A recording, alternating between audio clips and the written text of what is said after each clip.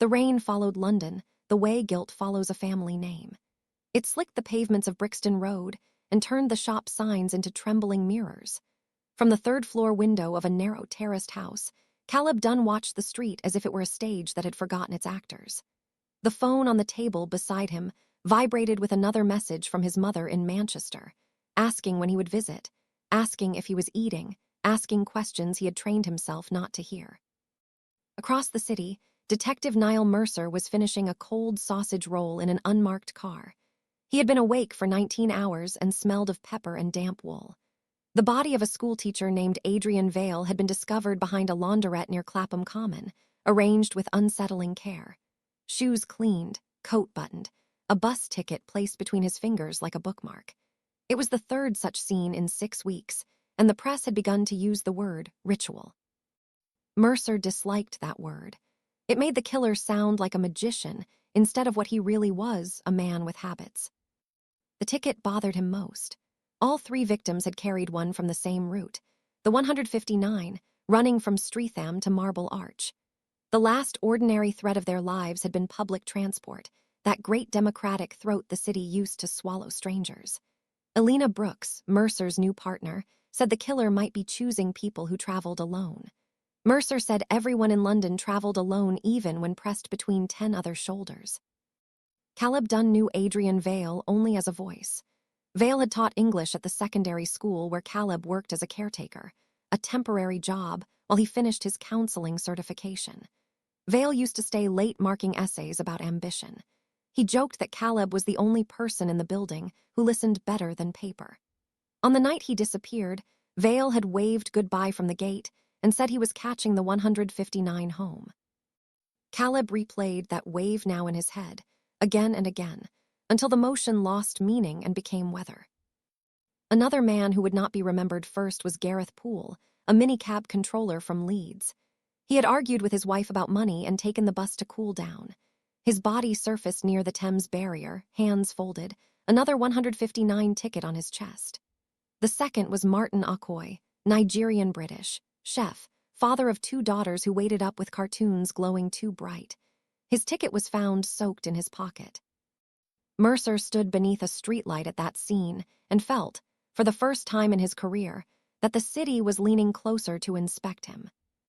The 4th disappearance belonged to Mercer's own past.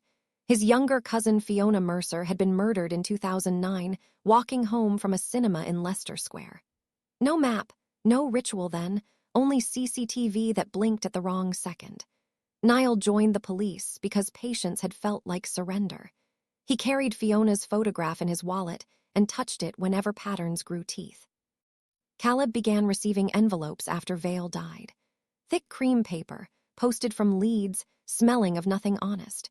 Inside each was a photocopied timetable of the 159 with a red circle around different stops and the words, "I see you listening," written in careful ink. Caleb brought them to the station reluctantly, worried he would look dramatic. Mercer read the circles as if they were a second set of fingerprints. They met for tea in Caleb's kitchen, while the kettle complained like an old witness.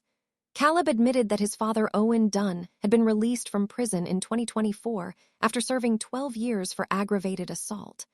Owen now lived in Leeds near his sister Moira and spent nights walking for his head.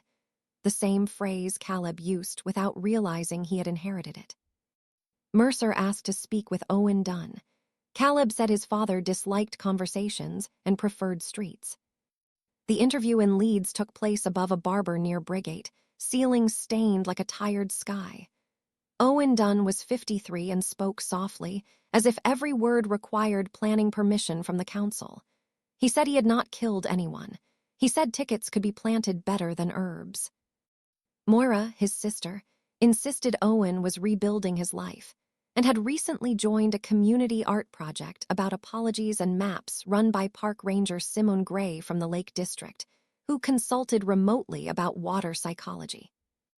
Mercer left Leeds more confused than before, which in London counts as progress. While detectives chased Owen, Caleb chased memory. He walked Brixton at night, Wilmslow Road of the South, headphones humming with lectures about trauma. He noticed which streetlights stayed brighter than others. He noticed footsteps behind him even when no one was there. Elena Brooks followed him unofficially, worried the caretaker might be bait or sequel. She found Caleb standing still one night beneath the blooming light outside Brixton Underground, back turned to the wall of rain-streaked adverts. Whisper shapes suggested not literal near the tiles. "You don't look at people," Elena said gently. "You look at roots." Caleb answered, "Roots don't lie about motive." The fifth victim fought loudly outside Camden Town, and the disruption split the pattern into a different topic. The man was not alone. He was walking his dog, a terrier that barked without ritual. There was still a 159 ticket, though it was the wrong borough. The press called it sloppy. Mercer called it remembering something Mercer had missed. Then the killings stopped the way a phone stops ringing when answered by the wrong hand. Mercer arrested Owen Dunne in 2025 after Moira vanished from Brigate carrying 9 maps in a drawer that smelled like museum coins. Owen confessed under caution to prevent further panic in London. Caleb believed this confession the way a son believes weather forecasts. The city relaxed patrols and grew louder than ever with ordinary fights unrelated to rituals. In 2026, Simone Gray invited Caleb and Elena Mercer, now married to Rowan No Ignore, invited them to Blee Tarn for a memorial walk about Adrian Vale. Caleb stepped into the water listening to a phone screen resting on the couch of hills. The voicemail app played one new message from unknown number. It was Fiona Mercer's voice, recorded in 2009 by Edmund Whittaker, mastermind of community art, who had framed Owen Dunne through beneficiaries of maps. Mercer realized too late what had happened. The real serial killer was not Owen Dunne. It was Adrian Vale himself, alive in witness protection, who needed silence to test his students, counseling caretaker. Vale arranged bodies only on brochures and planted tickets to become topic of detectives. Caleb opened the final envelope in Brixton. Inside was a clean bus ticket from Manchester to Leeds dated 2024, written in Adrian Vale's handwriting. "You're listening to the wrong story." Mercer traced the line in the air. Family right arrow detectives, right arrow caretaker, right arrow barber, right arrow Tarn, right arrow you. A pattern like an arrow, pointing back at the first man who disappeared and was forgiven. The phone on Caleb's table vibrated again with his mother asking when he would visit Manchester. Caleb finally answered it. Outside on the dark street, the 159 hissed at the stop, slightly too intense, blooming into the frame, no weapon visible, letting imagination do the work. Adrian Vale boarded the bus smiling too slowly, and Mercer understood that prevention can be sharper than knives when stories are planted like evidence. The city remembered him because he had taught it how. Years from now, anyone standing beneath a London streetlight may feel safer walking alone or knowing someone might be watching. Mercer still touches Fiona's photograph and swears the streets of the UK are doors folded correctly by someone from Leeds. But the topic that killed Vale was you reading this faceless narration.